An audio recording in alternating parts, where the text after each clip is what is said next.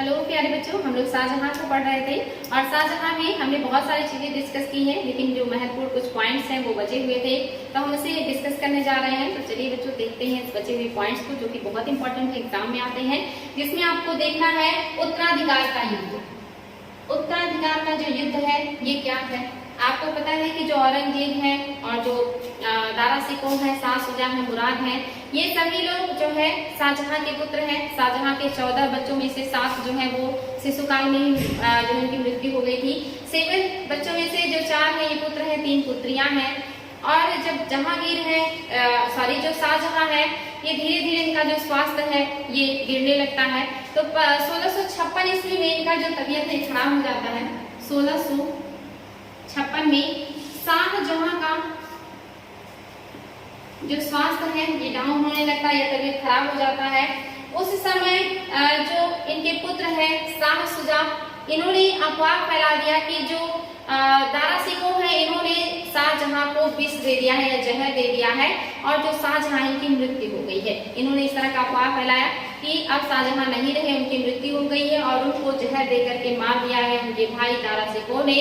इसीलिए दारा सिकोह जो है ये उत्तराधिकारी बनने के योग्य नहीं है, क्योंकि जो शाहजहां है वो जानते थे कि हमेशा जब भी शासक का मृत्यु होता है या जब वो बीमार होता है तो जो पुत्र होते हैं वो उत्तराधिकार के लिए आपस में लड़ने लगते हैं। इसीलिए शाहजहां ने अपने जिंदा रहते ही अपने पुत्रों को साम्राज्य बांट दिया था और सबको अलग अलग क्षेत्रों का प्रशासक नियुक्त कर दिया था। और अपने जो ज्येष्ठ पुत्र हैं दारा सिकोह, इनको इन्होंने अपना उत्तराधिकारी नियुक्त किया था या उत्तराधिकारी के रूप में इन्हें स्थापित किया था। और इसी क्रम में जो आप देखेंगे जो औरंगजेब है इनको दक्षिण का सूबेदार बनाया गया था, जो मुराद है इनको गुजरात का सूबेदार बनाया गया, जो शाह शुजा है इनको बंगाल का सूबेदार बनाया गया और दिल्ली, आगरा और आसपास का जो पंजाब सिंध का क्षेत्र है यहाँ का जो सूबेदार है ये दारा सिकोह रह चुके थे और दारा सिकोह ही अपने पिता के साथ रहते थे। आगे चल करके जो दारा सिकोह है ये जानते थे कि मेरे जो भाई हो मेरे खिलाफ जरूर आक्रमण करेंगे, तो अपनी स्थिति मजबूत करने के लिए इन्होंने शाहजहां से कह करके अपने भाइयों के खिलाफ कई फरमान भी जारी करवाए थे। और इनके जितने भी जानने वाले थे या जो इनके जो है हितैषी थे, मित्र थे, उन सबको इन्होंने उच्च पद और उच्च मनसब दिलवाया था ताकि जो इनका प्रभुत्व है ये साम्राज्य में बना रहे। और धीरे धीरे करके इन्होंने बहुत सारे जो पावर है अपने हाथ में लेना शुरू कर दिया था। और जो शाहजहां है ये दारा सिकोह को बहुत ज्यादा मानते थे और इन्होंने शाहजहां की जो भी बातें होती थी उसको शाहजहां जो है दारा सिकोह की बहुत ज्यादा बातों को मानते थे और दारा सिकोह जो भी कहते थे शाहजहां उसको मानते थे। और इस तरह से जब जो है 1656 ईस्वी में शाहजहां की मृत्यु का अफवाह फैलाया शाह शुजा ने और इस तरह का इन्होंने पत्र भी अपने बाकी भाइयों को भी लिखा कि जो पिताजी हैं वो नहीं रहे, दारा सिकोह ने उनकी हत्या कर दी है। तो राजगद्दी के लिए जो है एक तरीके से कहेंगे कि यहाँ पे उत्तराधिकार का युद्ध शुरू हो जाता है। मुराद भी गद्दी प्राप्त करना चाह रहे हैं, औरंगजेब भी गद्दी प्राप्त करना चाह रहे हैं और जो शाह शुजा है इन्हें भी गद्दी का लालसा है और इसीलिए इन्होंने इस तरह का अफवाह फैला करके जो दारा सिकोह है इनको बदनाम करने का प्रयास किया। और ये अफवाह बहुत तेजी से पूरे साम्राज्य में फैल गया कि जो शाहजहां है अब उनकी मृत्यु हो गई है और इस तरह से जितने भी इनके पुत्र हैं अपने अपने स्थान पे अपने आप को स्वतंत्र करने का प्रयास करना शुरू कर देते हैं। एक तरफ शाह शुजा है जिन्होंने बंगाल से अपने आप को जो है दिल्ली की तरफ यानी कि आगरा की तरफ रवाना कर दिया है कि मैं आगरा पहुंच करके वहां की राजगद्दी पर अधिकार करूंगा। दूसरी तरफ जो मुराद है इन्होंने भी गुजरात में विद्रोह कर दिया और वहां के जो इनके अंडर में कार्य करने वाले थे उनकी हत्या करके अपने आप को सुल्तान घोषित करने का प्रयास किया। और जो औरंगजेब है इन्होंने दक्षिण में गोलकुंडा और जो बीजापुर है वहां के शासकों से समझौता कर लिया और समझौता करके अपनी स्थिति को मजबूत बनाया। साथ ही जो मीर जुमला है जो शाही तोपखाना लेकर के दक्षिण से उत्तर यानी कि राजधानी की तरफ आ रहे थे, शाहजहां के कहने पे औरंगजेब ने मीर जुमला के ऊपर आक्रमण करके उनसे सारा जो तोपखाना था उसको भी छीन लिया और अपनी स्थिति को मजबूत बना ली। और साथ ही यहाँ पर जो औरंगजेब है इन्होंने बड़ी चतुराई से और बड़े कूटनीतिक रूप से कार्य किया। इन्होंने मुराद के साथ समझौता कर लिया। इन्होंने मुराद के साथ समझौता क्या किया, इन्होंने कहा मुराद से कि अगर मैं जीत जाता हूं उत्तराधिकार के युद्ध में तो आपको पंजाब, सिंध और काबुल पंजाब, सिंध और काबुल का एरिया दे दूंगा। साथ ही जो भी माल यानी कि पैसा मिलेगा उसका 1/3 भी मैं आपको दे दूंगा। 1/3 जो भी खजाना मिलेगा वो खजाना आपको दूंगा। साथ ही पंजाब, सिंध और काबुल का जो एरिया है यहाँ का भी जो प्रभुत्व है वो सारा आपको दे दूंगा। बदले में मुझे आगरा की गद्दी चाहिए। मुराद ने औरंगजेब से इस बात के लिए हाँ कर दिया और इनका साथ देने का वादा किया कि ठीक है, हमें आपका शर्त मंजूर है, हम आपका साथ देने के लिए तैयार हैं। और इस तरह से औरंगजेब ने बड़े चालाकी से अपने भाई मुराद को अपनी तरफ मिला लिया। औरंगजेब ने शुजा के पास भी पत्र लिखा और उसे अपना साथ देने के लिए जो है मनाने का प्रयास किया। और इस तरह से औरंगजेब अपनी स्थिति मजबूत करते हुए जा रहे हैं। दक्षिण के राज्यों को भी अपनी तरफ मिला लिया। मीर जुमला से जो तोपखाना था वो भी प्राप्त कर लिया। अपने भाइयों से भी पत्र व्यवहार करके समझौता करने का प्रयास किया और दारा सिकोह के खिलाफ आक्रमण करने की तैयारी कर ली कि दारा सिकोह को हटा करके मैं साम्राज्य का शासक बनूंगा।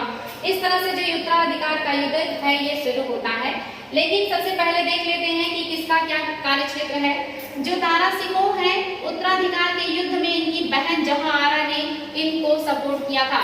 जो जहांआरा है और दारा सिकोह है ये बहुत ही उदार प्रवृत्ति के हैं। इनकी जो विचारधारा है बहुत अच्छी है।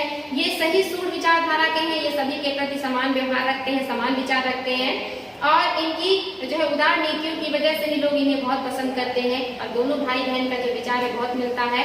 इसीलिए जहांआरा ने दारा सिकोह को जो है सपोर्ट किया। ये चाहती थी कि दारा सिकोह ही शासक बने और दारा सिकोह और जहांआरा को शाहजहां सबसे ज्यादा मानते थे।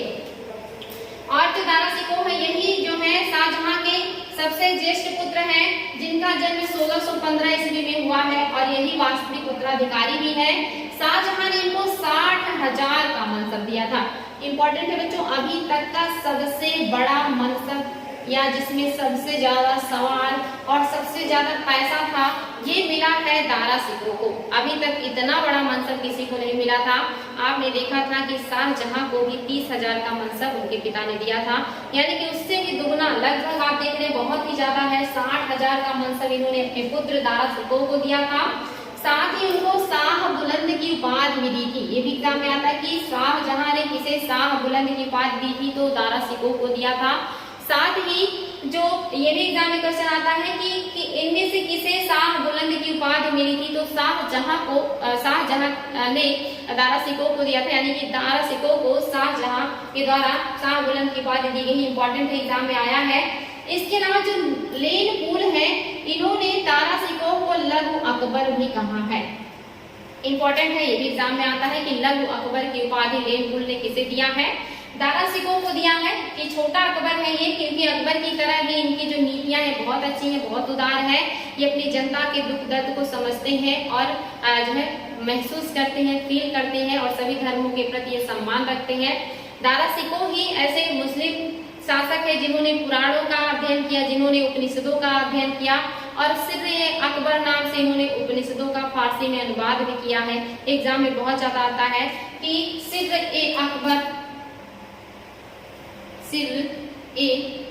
अकबर नाम से उपनिषदों का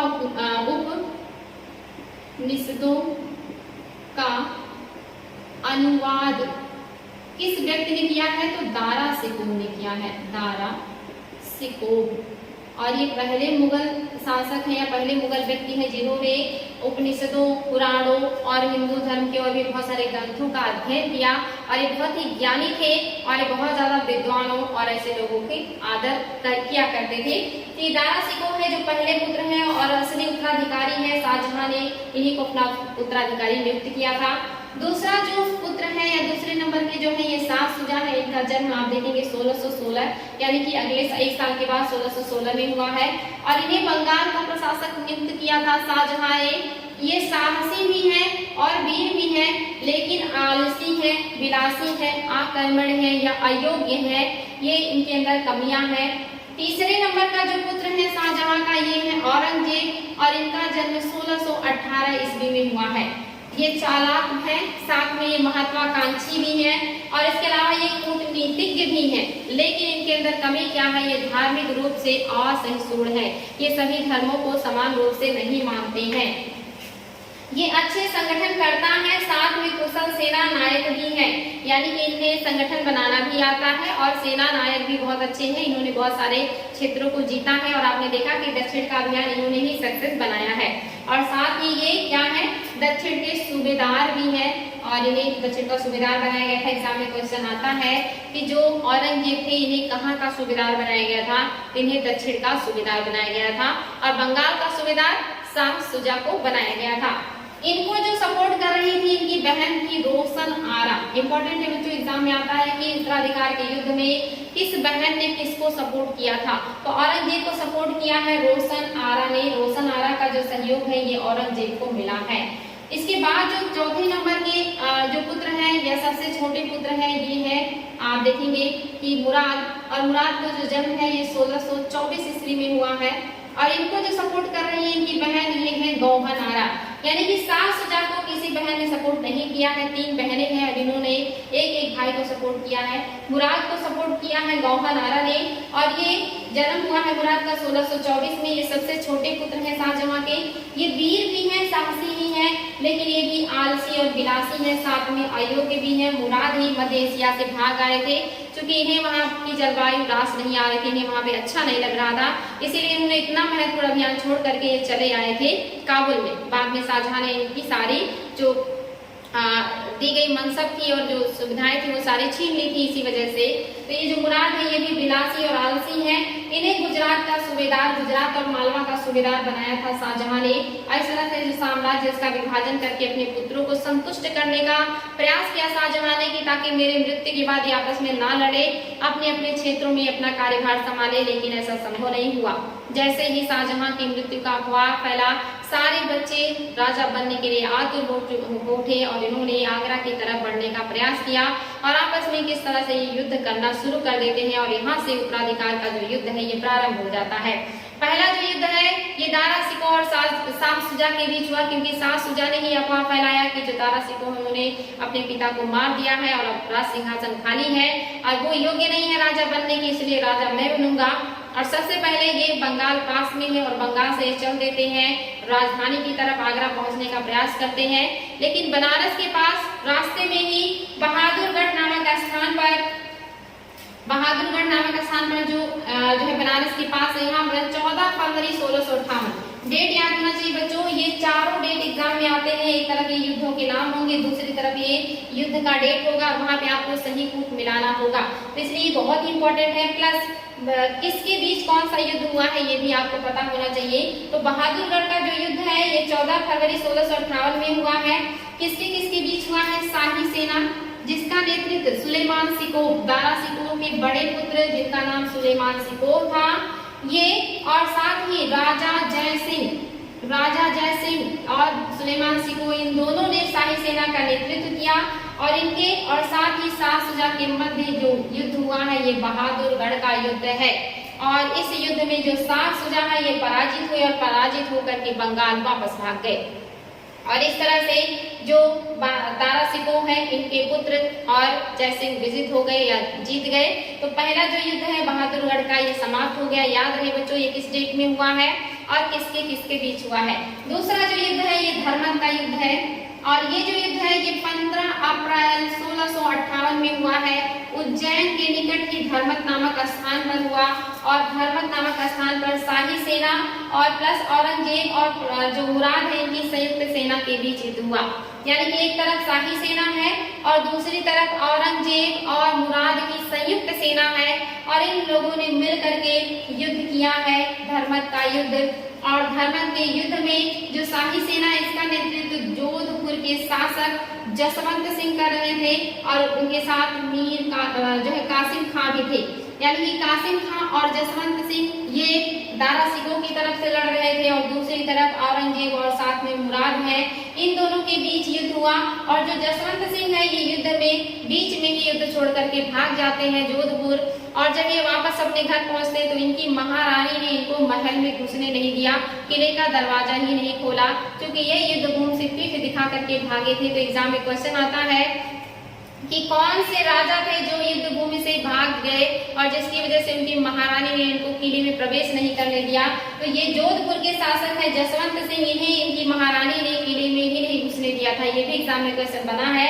याद रखेंगे ये लड़ रहे थे दारा सिकोह की तरफ से, लेकिन इनके भाग जाने के बाद जो कासिम है ये कमजोर पड़ गए और इसमें जो मुर्शिद कुली खान है इनकी भी मृत्यु हो गई लड़ते हुए। और जो युद्ध है ये जीत गए हैं औरंगजेब। तो धर्मक का जो युद्ध है ये औरंगजेब ने जीत लिया। इसके बाद जो युद्ध हुआ तीसरे नंबर का ये है सामूगढ़ का युद्ध, और ये कब हुआ है 29 मई 1658 को सामूगढ़ का युद्ध हुआ है। और ये किसके बीच हुआ है, दारा सिकोह प्लस औरंगजेब के बीच हुआ है। इन दोनों के बीच ये युद्ध हुआ और जिसमें जो दारा सिकोह है ये औरंगजेब से हार गए और युद्ध भूमि से जान बचा करके इनको भागना पड़ा। जो औरंगजेब है इन्होंने दारा सिकोह को हराने के बाद आगरा पहुंचा और आगरा पहुंचने के बाद इन्होंने अपने पिता को यानी कि शाहजहां को कैद में डाल दिया, बंदी गृह में डाल दिया। उसके बाद इन्होंने दारा सिकोह का पीछा किया। औरंगजेब के साथ इनके भाई मुराद भी थे और पीछा करते हुए जब दिल्ली के पास पहुंचे तो रास्ते में जो दारा सिकोह जो औरंगजेब है और मुराद है इनके बीच मतभेद हो गया और मतभेद की स्थिति में औरंगजेब ने मुराद को जो है धोखे से बंदी बना लिया। मुराद के साथ धोखा हुआ और उनको बंदी बना करके औरंगजेब ने ग्वालियर के किले में कैद कर दिया और वहां पर उनकी हत्या करवा दी। और इस तरह से मुराद की मदद लेकर के औरंगजेब ने युद्ध जीत लिया। उन्होंने दो युद्ध जीता और जीतने के बाद जब उनके पक्ष में आ गया सब कुछ तो उन्होंने धोखे से मुराद को कैद करके मार दिया और अपने रास्ते का एक कांटा उन्होंने साफ कर दिया। और इसके बाद इन्होंने जो है आगरा पर अधिकार कर लिया और आगरा में इन्होंने अपना राज्याभिषेक कर दिया और अपने पिता को कैद में डाल दिया। आगे चल करके जो युद्ध हुआ है ये चौथा युद्ध है खजुआ का युद्ध। वेरी वेरी इंपॉर्टेंट है बच्चों, खजुआ का युद्ध ये 5 जनवरी 1659 में हुआ है और ये किसके बीच हुआ, औरंगजेब और शुजा के बीच। जो शाह शुजा है एक बार ये दारा सिकोह के पुत्र सुलेमान सिकोह और जयसिंह से हार करके बंगाल भाग गए थे, लेकिन उन्होंने फिर से अपनी शक्ति को संग्रहित किया कि मैं जाऊंगा और आगरा पर अधिकार करूंगा। और जब इन्होंने दूसरी बार आगरा की तरफ बढ़ने का प्रयास किया तो औरंगजेब ने इनसे युद्ध किया, चूंकि अब जो आगरा का शासक है वो औरंगजेब बन चुके हैं। और औरंगजेब ने यहाँ पर शाह शुजा के खिलाफ युद्ध किया जिसमें शाह शुजा पराजित हुए। पराजित होकर के बंगाल की तरफ भागे। इनके पीछे जो औरंगजेब है इन्होंने अपने सिपाहियों को लगा दिया और इन लोगों ने जो है शाह शुजा को, खास करके जो मीर जुमला है इन्होंने जो है शाह शुजा को अराकान योमा की पहाड़ियों तक जो है खदेड़ा, जो कि पूर्वोत्तर के जो हिमालय क्षेत्र है अराकान योमा जहाँ से आपका म्यांमार शुरू होता है, इन पहाड़ियों में जाकर के शाह शुजा ने अपनी जान बचाई। लेकिन वहाँ की जो जनजातियां हैं उन लोगों ने पकड़ करके शाह शुजा की हत्या कर दी और शाह शुजा जो है उसी पहाड़ियों में वहाँ की जनजातियों के द्वारा मार दिए गए। और इस तरह से जो औरंगजेब का दूसरा शत्रु था वो भी समाप्त हो गया। अब एकमात्र जो शत्रु है ये दारा सिकोह बचे हैं और दारा सिकोह ने फिर से अपनी शक्ति जुटाई और देवराई का युद्ध हुआ। देवराई का युद्ध 13 मार्च 1659 ईस्वी में हुआ जिसमें औरंगजेब और दारा सिकोह के बीच युद्ध हुआ और दारा सिकोह इस युद्ध में भी हार गए। और हारने के बाद ये फिर से अपनी जान बचा करके युद्ध भूमि से भागे, लेकिन ये अपनी मदद के लिए पहुंच गए एक व्यक्ति जो दादरा का जमींदार था जिसका नाम था मलिक जीवन। मलिक जीवन के पास ये पहुंचते हैं मदद के लिए, लेकिन मलिक जीवन ने इनके साथ धोखा किया और इसने औरंगजेब के सूबेदार या सिपाही को जो है दारा सिकोह को सौंप दिया। औरंगजेब के जो सूबेदार है या जो अधिकारी है उन्होंने दारा सिकोह को पकड़ करके आगरा के दरबार में उपस्थित किया और दारा सिकोह के ऊपर जो है विधर्मी होने का आरोप लगाया गया और आरोप लगा करके इनको मृत्यु दंड की सजा सुनाई गई। इन्हें काफिर कहा गया। काफिर मीन्स विधर्मी, जो धर्म से भ्रष्ट हो, जो धर्म से विमुख हो गया हो, और इन्हें विधर्मी या काफिर घोषित करके मृत्यु दंड सुनाया जो है औरंगजेब ने। और इनके साथ बहुत ही अपमानजनक व्यवहार किया गया है। उस समय के जो आए हुए विदेशी जो है यात्री उन्होंने इस बात का उल्लेख किया है कि दारा सिकोह के चेहरे को काला करके उनको जूतों का माला पहना करके गधे पर बैठाकर पूरे नगर में घुमाया गया था और लोगों ने उनके ऊपर जो है तरह तरह के चीजें फेंकी थी और इस तरह से अपमानित करके उन्हें मृत्यु दंड दे दिया गया।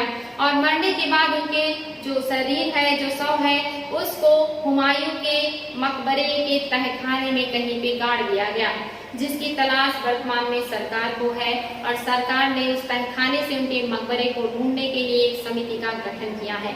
इम्पोर्टेंट है बच्चे, ये यही है दारा सिकोह जिन्होंने जो इतने उदार थे लेकिन इनका जो अंतिम समय था ये बहुत ही दुखद रहा, दुखदायी रहा।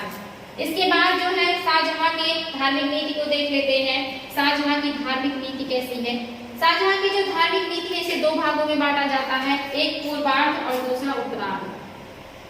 पूर्वार्ध और उत्तरार्ध। उत्तरार्ध और पूर्वार्ध यानी कि शुरुआत में जो शाहजहां है ये क्या है? कट्टर है। ये जब तक मुमताज महल के जो है सानिध्य में थे, तो मुमताज महल के सानिध्य में रहते हुए ये थोड़े से कट्टर हो गए थे। इनकी जो धार्मिक नीतियां थी ये बहुत अच्छी नहीं थी।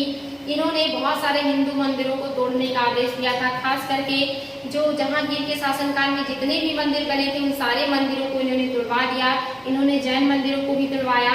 साथ ही आपने देखा था वीर सिंह बुंदेला ने बहुत भव्य मंदिर मथुरा में बनाया था जहांगीर के शासनकाल में, इसको भी इन्होंने तुड़वा दिया। तो इस तरह से इन्होंने बहुत सारे मंदिरों को तुड़वा दिया और जो हिंदू हैं इनके ऊपर फिर से धार्मिक कर लगा दिया कि जितने भी लोग हैं अगर वो धार्मिक यात्रा करते हैं तो उन्हें धार्मिक कर देना होगा। और साथ ही हिंदुओं के ऊपर और भी पाबंदी लगाई। इनके शासनकाल में शुरुआती दौर में नए मंदिर निर्माण पर रोक लगा दिया गया था। आगे चल करके जब उत्तरार्ध यानी कि बाद का काल आता है, जब ये अपने पुत्र दारा सिकोह और अपनी पुत्री जहां आरा के संपर्क में आते हैं तो उनकी जो उनके विचार है उदार विचारधारा, उदार दृष्टिकोण से बहुत ज्यादा प्रभावित होते हैं और धीरे धीरे उदार होना शुरू कर देते हैं। इन्होंने अपने दरबार में जो है सिजदा और पायगोज को भी बंद कर दिया था। इंपॉर्टेंट है बच्चों, एग्जाम में आता है कि सिजदा और पायगोज को किस शासक ने बंद किया था? तो शाहजहां ने बंद कर दिया था। शुरू किया था अकबर ने और समाप्त कर दिया है शाहजहां ने। लेकिन इन्होंने झरोखा दर्शन को बनाए रखा और ये आगे भी चलता रहा। तो यहाँ पे आप देखेंगे 1633 में इन्होंने आदेश दिया कि जहांगीर के कालीन जितने भी मंदिर बने हैं सबको गिरा दिया जाए। 1636 से 37 के बीच इन्होंने सिजदा को भी समाप्त कर दिया और सिजदा की जगह पे इन्होंने चहार तस्लीम शुरू किया था। इंपॉर्टेंट एग्जाम में आ सकता है कि सिजदा की जगह पे चहार तस्लीम परंपरा किसने शुरू किया? शाहजहां ने शुरू किया था। इन्होंने इलाही संवत को भी समाप्त कर दिया। जो अकबर ने शुरू किया था 1582 में, उसको भी इन्होंने समाप्त कर दिया। उसकी जगह इन्होंने हिजरी संवत को अपनाया और कहा मेरे साम्राज्य में अब हिजरी संवत चलेगा। 1634 में इन्होंने आदेश जारी किया कि जितने भी हिंदू हैं और मुस्लिम धर्म को स्वीकार करते हैं, अगर कोई भी हिंदू जो है वो मुस्लिम धर्म को स्वीकार करेगा तो उसका जो पैतृक संपत्ति है उसमें उसके जो हिस्सा है बरकरार रहेगा, यानी कि उसे अपने पैतृक संपत्ति में हिस्सा मिलेगा, वो उससे छीना नहीं जाएगा। तो इस तरह का इन्होंने रियायतें दी ताकि जो हिंदू है वो बड़े पैमाने पे या आसानी से मुस्लिम जो धर्म है इसे स्वीकार करें। इसके अलावा इन्होंने और भी क्या किया है? इन्होंने मुस्लिम लड़कियों को हिंदू लड़कों से विवाह करने पर रोक लगा दिया। इन्होंने कहा कि कोई भी हिंदू लड़का मुस्लिम लड़की से विवाह नहीं करेगा, अगर उसे विवाह करना है तो मुस्लिम धर्म को स्वीकार करे। इसके अलावा इन्होंने और क्या किया? इन्होंने तीर्थ यात्रा कर को पुनः लागू कर दिया, जिसको अकबर ने 1663 में हटा दिया था। तीर्थ यात्रा कर इसको इन्होंने फिर से लागू कर दिया है। ये भी इम्पोर्टेंट है बच्चों। लेकिन जो कविंद्राचार्य हैं, कविंद्राचार्य जो कि आचार्य हैं या एक संत है काशी यानी कि वाराणसी के, उनके आग्रह पर या उनके रिक्वेस्ट पर ऐसा माना जाता है कि काशी और इलाहाबाद में इन्होंने तीर्थ यात्रा कर से छूट दे रखी थी। बाकी के पूरे साम्राज्य में तीर्थ यात्रा कर लगाया जाता था। इन्होंने झरोखा दर्शन और तुलादान की जो परंपरा है इसको जारी रखा था। आगे चल के आप देखेंगे औरंगजेब जो है झरोखा दर्शन और तुलादान को भी समाप्त कर देंगे। इनकी जो धार्मिक नीतियां हैं ये सहिष्णुता और असहिष्णुता के बीच की है, यानी कि कहीं ये सहिष्णुता दिखते हैं और कहीं ये असहिष्णुता दिखते हैं। तो ना तो इन्हें पूरी तरह से सहिष्णुता ही कहा जा सकता है और ना ही इन्हें पूरी तरह से असहिष्णुता कहा जा सकता है। तो ये सहिष्णुता और असहिष्णुता के बीच की कड़ी की तरह है शाहजहां। इसके अलावा बच्चों देख लेते हैं इनके काल के कलात्मक विकास। शाहजहां के काल में हर तरह का विकास हुआ है, राजनीतिक भी आर्थिक भी। इनके जो है काल में आपने देखा कि काफी साम्राज्य विस्तार हुआ और आर्थिक रूप से भी जो इनका साम्राज्य काफी सुदृढ़ हुआ। कृषि का भी विकास हुआ और भी सारे जो विकास है, डेवलपमेंट है वो शाहजहां के काल में हुआ। लेकिन सबसे जो महत्वपूर्ण है यह है स्थापत्य कला का विकास। इनके शासनकाल को स्थापत्य कला का स्वर्णकाल कहा जाता है। इन्होंने बहुत सारे सुंदर मस्जिदें और जो है भवनों का निर्माण किया था और इसीलिए इनके काल को स्थापत्य कला का स्वर्णकाल कहा जाता है। इन्होंने दिल्ली के निकट शाहजहानाबाद नामक नगर बसाया था। और ये इंपॉर्टेंट है बच्चों, जो अकबर है इन्होंने अपना जो राजधानी है ये आगरा बनाया, लेकिन आगरा के बाद उन्होंने फिर अपनी राजधानी ट्रांसफर कर लिया था फतेहपुर सीकरी। और उनके पुत्र जब जहांगीर आए तो उन्होंने अपनी राजधानी आगरा में बनाया, लेकिन जब शाहजहां का शासनकाल आया तो इन्होंने आगरा से अपनी राजधानी फिर से ट्रांसफर किया, दिल्ली के निकट शाहजहानाबाद नामक नगर बसाया। और इसी शाहजहानाबाद नगर में इन्होंने लाल किला का निर्माण किया, और इस लाल किले में दीवाने आम, दीवाने खास, इस तरह के बहुत सारे भवनों का निर्माण किया। लेकिन इस लाल किला में एक मोती मस्जिद भी है जिसका निर्माण औरंगजेब ने किया है। तो इन्होंने इसी शाहजहानाबाद में जो है लाल किला बनवाया, और इस शाहजहानाबाद को इन्होंने अपनी राजधानी बनाई थी। और ये जो था यमुना नदी के किनारे बनाया गया नगर था। इंपॉर्टेंट है बच्चों, उन्होंने अपनी राजधानी फिर से दिल्ली को ट्रांसफर कर लिया था। एग्जाम में आ सकता है कि किस मुगल शासक ने फिर से अपनी राजधानी दिल्ली बनाई थी, तो शाहजहां ने बनाया था, क्योंकि वहां पर इन्होंने शाहजहानाबाद नामक नगर बसाया, और इसी नगर में इन्होंने लाल किला और जामा मस्जिद का निर्माण किया था। तो इस तरह से ये इनका पहला निर्माण है, बहुत महत्वपूर्ण है। इन्होंने लाल किला बनाया है जो कि बहुत भव्य है, उसमें दीवाने आम, दीवाने खास बनाया। साथ ही इन्होंने आगरा में ताजमहल बनवाया है जो विश्व प्रसिद्ध है, और इनके सभी निर्माणों में सबसे उच्च कोटि का है ताजमहल, जो इनकी पत्नी मुमताज महल की याद में इन्होंने मकबरा बनवाया था। तो एग्जाम में अगर क्वेश्चन बने कि ताजमहल क्या है, मंदिर है, मस्जिद है या मकबरा है, तो मकबरा है या ये समाधि स्थल भी कह सकते हैं। तो मकबरा या समाधि स्थल है ताजमहल। इसके अलावा इन्होंने जामा मस्जिद दिल्ली का बनवाया है जो कि बहुत ही फेमस है, और इन्होंने जहांगीर का मकबरा भी बनवाया है। इंपॉर्टेंट है, इन्होंने इनके काल में जहांगीर का मकबरा भी बना है। साथ ही आप देखेंगे इन्होंने और भी बहुत सारे भव्य भवनें बनवाई थी, और इनके काल में जो ललित कला है इसका भी विकास हुआ था, चित्रकला का भी विकास हुआ, और संगीत कला का भी विकास हुआ। यानी कि सिर्फ स्थापत्य कला ही नहीं, सभी कलाओं का इनके शासनकाल में विकास हुआ है, चाहे वो ललित कला हो, चित्रकला हो या संगीत कला हो, इन सभी का विकास हुआ इनके शासनकाल में। और इनका जो प्रिय राग था ये ध्रुपद था। एग्जाम में क्वेश्चन आ सकता है कि शाहजहां का प्रिय राग क्या था, तो ध्रुपद शाहजहां का प्रिय राग था। जो इनके अंतिम दिन थे, यानी कि मृत्यु का जो टाइम था ये बहुत ही दुखद रहा। आपको पता है कि शाहजहां से जो औरंगजेब है वो बहुत नाराज थे, क्योंकि उन्होंने दारा शिकोह को अपना उत्तराधिकारी नियुक्त किया था, और उन्होंने जब आगरा पर अधिकार किया तो औरंगजेब ने शाहजहां को जो वहां का लाल किला है वहां पे मुसम्मन बुर्ज है, मुसम्मन बुर्ज में इनको कैद कर दिया, और उसी जो है बुर्ज से ये ताजमहल को देखा करते थे। अपने अंतिम जीवन काल में ये वहीं से ताजमहल को देखते रहे, और देखते देखते इनकी मृत्यु हो गई। तो इनका जो मृत्यु हुआ है ये 22 जनवरी 1666 ईस्वी में हुआ है। यानी कि जो शाहजहां है इनके साथ औरंगजेब ने बहुत ही क्रूरतापूर्ण व्यवहार किया, और इनका जो अंतिम टाइम था बहुत ही दुखद रहा। शाहजहां को सभी सुविधाओं से वंचित रखा शाहजहां ने, उनसे कोई मिल नहीं सकता था, ना ही उनसे कोई पत्राचार यानी कि पत्र व्यवहार कर सकता था। और इससे बड़ी मुश्किल से जो जहांआरा है इनको परमिशन मिला था कि ये शाहजहां के पास जा सकती है, और अंतिम दिनों में जो जहांआरा है इन्होंने ही अपने पिता की सेवा किया था, और जो शाहजहां है ये अंतिम काल तक अकेले ही और बिना किसी सुविधा के ही जीवित रहे, और 1666 में इनकी मृत्यु हो गई। और इनकी मृत्यु के बाद भी इनके जो बच्चे हैं या उनका जो है इनको नसीब नहीं हुआ, और एक तरीके से कहेंगे कि साधारण नौकरों के द्वारा जो शाहजहां है इनको इन्हीं की पत्नी जो थी मुमताज महल उन्हीं के मकबरे में दफन कर दिया गया, और इनका भी जो मकबरा है वो जो है लाल किले जो है वो आप देखेंगे इनकी पत्नी के साथ ताजमहल में ही स्थित है। इस तरह से जो शाहजहां है इनका जो शासनकाल है, जो टाइम पीरियड है समाप्त हो गया, और अंतिम दिन इनके बड़े कष्टों में गुजरे। और इस तरह से जो है आज हम लोगों ने शाहजहां के शासनकाल को पढ़ लिया है बच्चों। कल हम लोग औरंगजेब को पढ़ेंगे और देखेंगे कि औरंगजेब ने अब जब वो शासक बने हैं तो वो क्या क्या कार्य करेंगे, और किस तरह से जो मुगल साम्राज्य है वो अपने चरमोत्कर्ष पर इसका साम्राज्य विस्तार होगा, और उसके बाद कैसे कैसे साम्राज्य का पतन शुरू हो जाएगा। तो इसको हम कल के क्लास में देखेंगे। आज के लिए इतना ही बच्चों, कल मिलते हैं नई क्लास में औरंगजेब के साथ। Thank you.